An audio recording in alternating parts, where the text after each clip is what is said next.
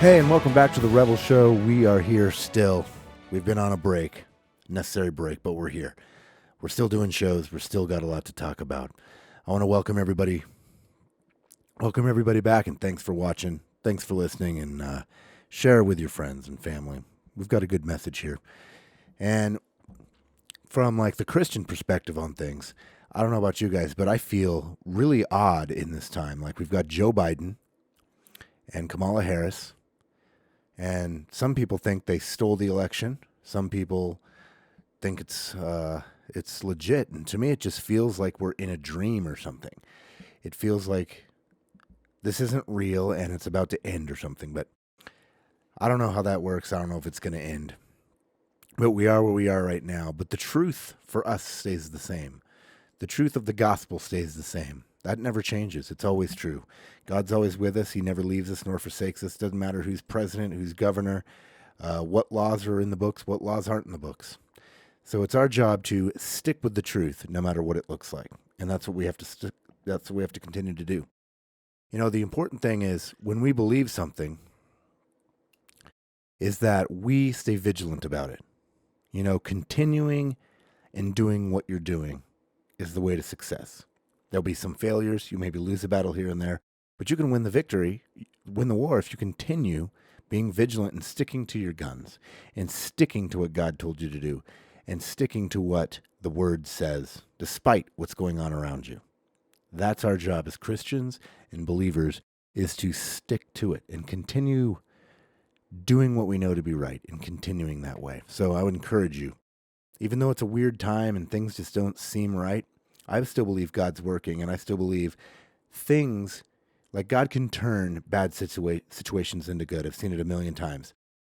And we just got to expect that's in the works. I believe that's in the works. God is turning a bad situation into a good situation, and good will come out of some goofiness that we're in right now.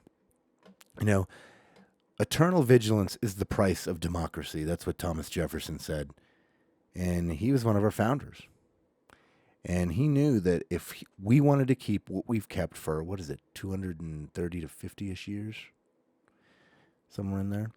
That we had to fight for it daily. And we had to fight for it constantly. And a lot of times when things get really easy and there's a lot of prosperity, we don't have to fight vigilance because it's the easy life. And we've had it easy for so long that it's time to stand up again. It's time to fight again. It's time to dust off our muskets and our Bibles and take off the black robe to reveal the military uniform underneath.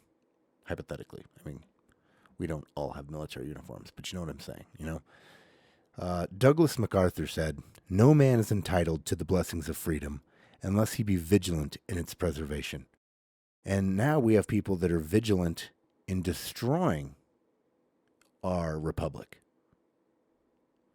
But he says we're not entitled to it unless we're willing to fight for it. So we have to decide, where are we? Do we want socialism? Maybe some of you out there do. You should really study it out to make sure that's what you want.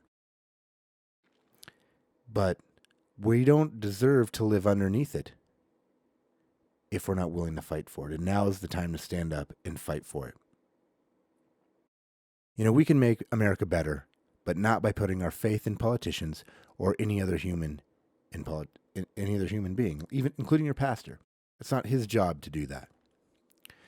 And it's up to the citizens to find what they can do locally and do their part, which either that's parent-teacher conferences, school boards, local. I know a guy that actually went to the school I work for, and he ran for office, and now he's working locally in politics. That's fantastic. That's what we need to do. So, like, for instance, politicians, especially long-term politicians, become corrupt. You've heard the term that power corrupts, right? Because the more you're in power, the more power you want. That's why in our system of government, it really is meant to be local community. You know, you are a business owner, you go out, you run for office, you serve a term or two, and then you step back down, go back to your business, and you serve in government. And that way you have people in and out of government regularly, and they're in tune with reality. And we have people in government, like I've said before, that have been in there for 60 years in government, and they never retire, and they just live that lifestyle. That's not how it's meant to be. Those people don't have a clue what it's like to be me and you down the road. They have no clue what it means to be. They live in the big gated communities where walls don't work except for in their community, and they have no idea. And that's not how it's meant to be. It's about to be the average person that has an interest goes out and does it. And we need more of the people. And typically, I've heard it said that if you don't want to be in politics, you're probably the one they need, because you will use it properly. You're not going to use it to get rich. America was never meant to have career and opportunist politicians. And it should never be a get myself rich scheme either, which is what it's become. I've heard politicians say that if you get rich in politics, you've got to be doing something wrong. And we're seeing a lot of rich politicians coming out, A republic is meant to have elected representatives actually represent the people in the district. And how many of you have ever had a poll or your district representative come talk to you or knock on your door or hold a meeting locally? Probably very few.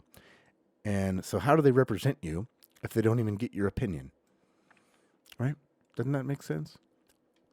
So they're not being vigilant about their job, and we're not being vigilant about upholding what they swear to do. So, for instance, socialism. Like any various economic and political theories advocating collective or governmental ownership and administration of means of production and distribution of goods. Socialism. It's talking about the government controlling the production of goods. And you never want that. I know that a local business is very good at figuring out how much product they need. We know that. So those of you that are advocating for socialism are really missing the power of capitalism, where you can go out and you can start a business, any kind of business you want, right? And we need more local business owners. We need more local small business.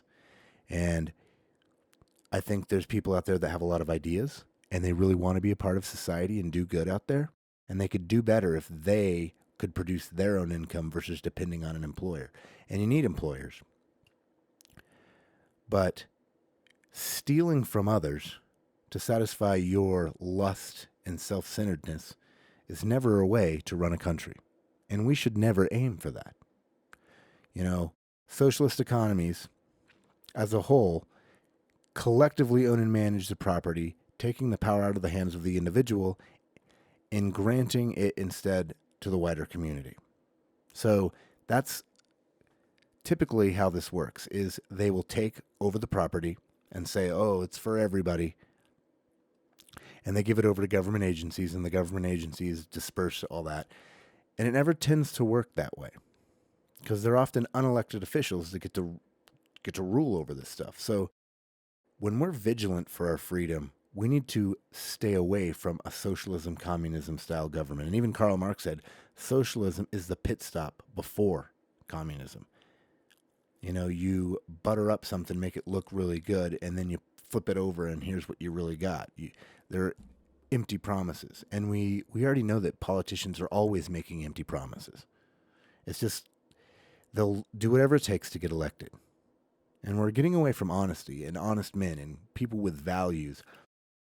And even now, we don't even know what values mean anymore. They kind of go against and cancel culture the people that have values.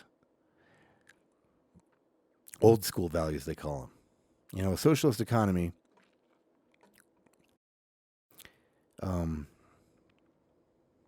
socialism is the transitional state between the overthrow of capitalism and the introduction of communism. So this is where they butter you up and make this look really good. And then once you accept it and you get it installed, then the real thing comes in. This phase discredits and destroys capitalism and all those who stand in the way. And we're seeing this now. And colleges have now become to the point where they basically have one line of thinking coming out where capitalism is evil and capitalism is for the rich, greedy people. And yep, there's rich, greedy people out there, but that's the vast minority. There's hardly any of those. very few super ultra wealthy, ultra greedy people. Most people just want to get out there and make a living and save for their retirement and live good in their old years. So when we're talking about vigilance, we got to make sure that we know the important thing is to know that we all are important and every vote counts. This is stuff we've talked about for a long time. And now especially standing up for the truth is hard. People feel the social pressures. You go into a store nowadays, you may feel awkward wearing a mask. And that's your battle. Whether you decide to go with that or not, it's up to you, personal preference. Some people take aspirin for a headache, some people don't. We don't care. There's no pressure to take aspirin. But right now we have pressure to do some things that maybe we're not comfortable with and we don't like. So that's your own battle. I choose to not wear a mask unless I have to. And I try to not have to. So these are the battles. These are the things we have to decide. What are we standing for in America anymore? Are we standing for America? Do we want to change? These are all discussions we need to be having with our neighbors and our friends and family and deciding, are we going to be vigilant in our freedoms? Or are we going to change and allow government to take over more? And that's where we're at. And right now we're starting to see people fight against a lot of the junk that's out there. And I call it junk because that's what it is. It's not our freedom. It's not our rights. We're being crushed by government. We shouldn't allow that to happen. We need to stop it before they get ultra bold and do more.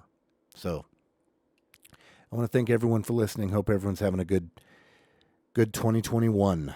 It's going to be an awesome year. We're going to see some good things, I believe. So thank you very much.